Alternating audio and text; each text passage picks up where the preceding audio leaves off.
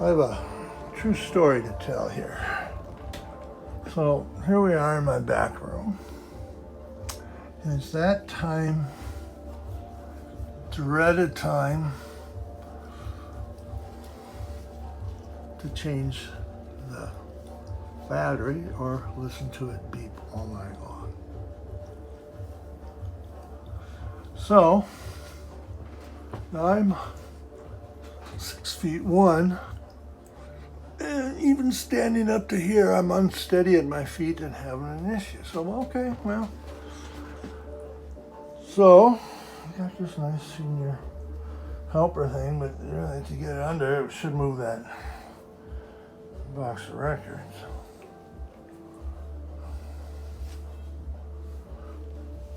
We can go up and risk the neck. And then when you get back down with the thing, you take the batteries out. You got your 3 replacements. Tell me.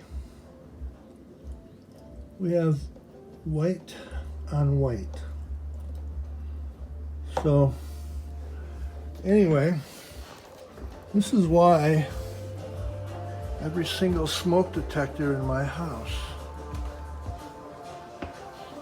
is sitting empty. That is a true story.